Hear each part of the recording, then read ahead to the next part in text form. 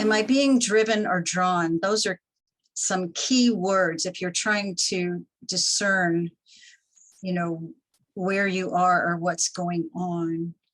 Most of the time, if we're feeling driven, that means we're in control and we're trying to make things happen. And so we're making decisions that, are in line with ourselves rather than with God. Being drawn can mean we're being drawn by God. It can feel like we're being drawn towards something, but we can also be drawn towards, disordered attachment if it has to do with our desires. So I think we have to always be discerning about movements that we notice within us, and if they're trying to move us towards or away from God. So as I said, being pulled away from God means I'm choosing not to respond. Now that's to the Holy Spirit, which could be conscious or unconscious. And it turns us inward. It's going to be energy draining and death dealing, meaning death to, to our spirit or to our able to enact faith, hope, or love. So it can be heavy feeling at times. So Ignatius invites us to notice, okay, can I name what I'm feeling? Can I think about this and recall when those negative feelings began? Was there a shift? When did I notice a shift? And what triggered that? It's really important to be able to discern even more deeply what's going on.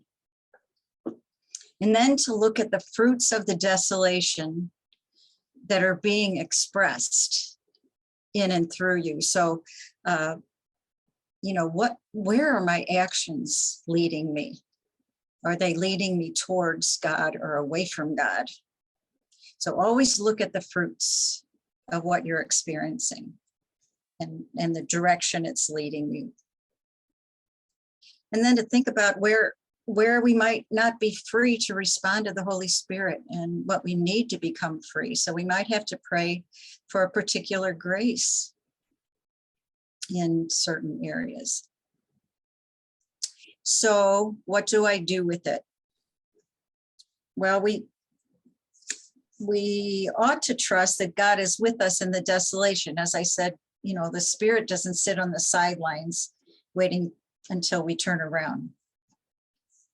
So to return in your memory or your journal just prior to the moment you noticed a shift in your feelings is really important, because that's getting it back in touch with how you were thinking and how you were feeling and acting just prior to that, to get him back in touch with, like, is this who I really want to be? Do I really want to respond to this or not? And then try to get in touch with the positive feelings that you were having just prior to that shift. And so Ignatius gives us some guidelines about that. In Fleming's book, they start on page 246, and their annotations 313 to 337. So one of the things Ignatius would say is, don't make a major decision or change a well-discerned decision if you're not operating out of your truest self and you're not responding to the Holy Spirit. So when you're in a desolation, don't move. Don't make a decision or change a well-made decision. To go back to the time that you made the decision and get back in touch with the grace and the affirmation of God towards making that decision. Because sometimes we can act on a decision that we've made, feeling that it was made well with God's confirmation, and suddenly it becomes difficult or challenging in ways we hadn't expected. That doesn't mean we made the wrong choice. It means get back in touch with the grace you had when you made that decision. The issue being here is that if we're in a desolation, or if we're confused about something, we don't have the clarity to make or change a decision. We just don't. And so to get back in touch with a time when we were clear or when we were peaceful and proceed from there. Ignatius would say, pray and or act against the desolation. I spelled that wrong. Agere contra, act against it. So pray against it, certainly, but act against it in a way that moves you out of yourself. You know, reach out towards someone else who might be feeling poorly, or go do some service project, or, you know, do something that, you know, brings you some joy, like meeting a friend or something, some way that gets you out of that. And again, it may not change what caused this in the first place, but it will change how we respond to desolation. So persevere in patience. It won't last forever. Trust that God is in it with you. This could be a test of our stamina. And I mean, not a test of pass or fail, but like strengthening, like gold in fire. Gold is tested in fire to be made stronger.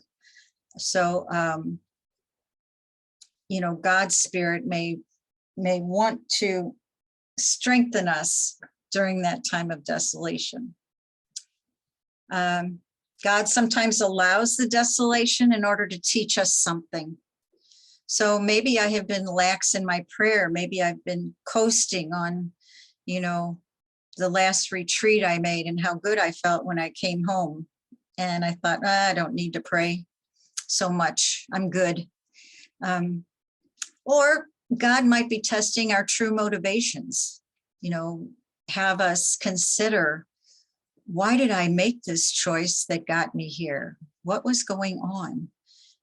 To be more discerning about, you know, how we got there. That desolation is always an invitation to trust God more.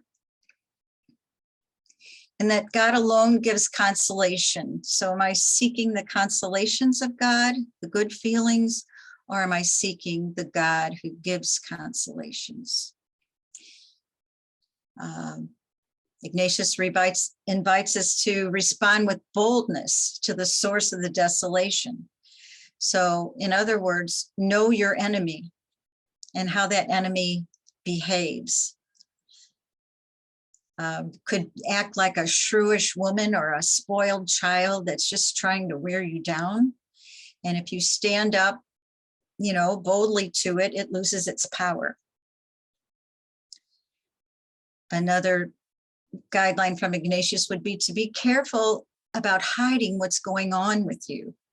So you might be not disclosing something to your, excuse me, spiritual director or confessor, or even your journal. Maybe you're avoiding that even in your journal or in your prayer. That can be a sign that the deceiver, the great deceiver, is at work, not wanting you to bring that into the light. So speak to a spiritual director or a trusted friend. Know your own vulnerabilities, because they will be challenged often. So like a sergeant in the armed forces, you know, strategizing where to attack, where to line up, is going to find our weakest spot, the thing that gets us the most. And so know your enemies and know yourself. What to do in consolation? Again, as a reminder, it turns us outward. It moves me towards things that are life-giving, towards deeper relationship with God and others. So again, notice, can you name what you're feeling? When those feelings began, what triggered them? How was God present to you? And what are the fruits of this experience? How are they being expressed in and through me? And what is my response to God as I see this? So sometimes looking at our actions can be the clearest place of distinction for us, or at least the confirmation of whether it's consolation or desolation. So what do we do with it? We'll certainly savor the experience. And if you are a prayer companion or can recall your prayer companion, did they help you tell of that experience maybe in a deeper way, to help you savor it, journal it, because you may need to return to that in times of desolation. Concretize the experience in some way. I think that's always a valuable thing to do, whether it's a picture, a symbol, a word, a song, and put it somewhere where you'll be reminded of it, to remember what God has done in you. Because again, that's something else we can turn to when we find ourselves in a desolation. So guidelines from Ignatius regarding consolation. One would be to prepare for desolation. So praying for protection. I don't think I have that on here, but praying for protection, because we know that the consolation isn't going to last, that desolation will come. And so pray for protection, not to be tempted out of it. And to strive for balance with humility, that, we don't go off sort of like boasting about this experience as if you had anything to do with it, or that makes you somehow better than someone else. So be careful how you carry it, I guess I would say. So there are consolations called consolations without cause that can only be from God. So that means, like, I'm not in prayer, I'm not necessarily thinking about God, or I'm just living my life, and suddenly I'm struck by a sunset and I'm pulled in towards God's creative beauty. I acknowledge God in that. Or if we're with a loved one, I say my experience of my first grandchild was an experience of consolation without cause. It just swept me away to a place of love that I just could not describe. Consolation with cause can be in prayer, in conversations about God. It can be from God, or the evil one can pose as an angel of light, meaning to move into this consoling place and try to lead it in a wrong direction.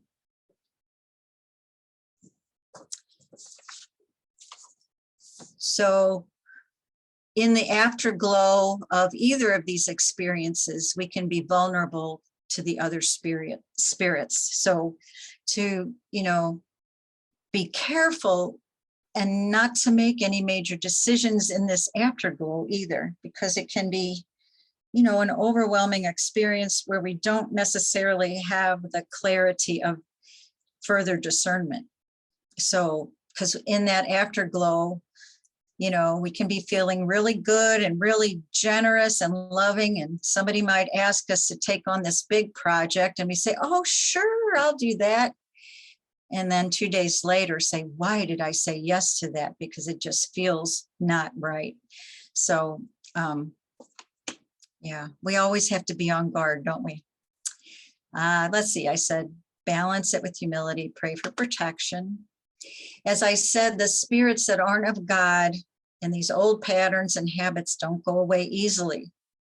So they will come and come again. And that's where we have to really understand our vulnerabilities. Maybe we've experienced a consolation and we're going along fine. So we have to continue to notice the fruits of that over time to see if it's still coming from the Holy Spirit. So maybe I have to reflect on the beginning when I received that consolation, and as I moved along beyond that and to an end result. When did I notice a shift? So that can help us mark when that consolation maybe got exploited in some way by the other spirit.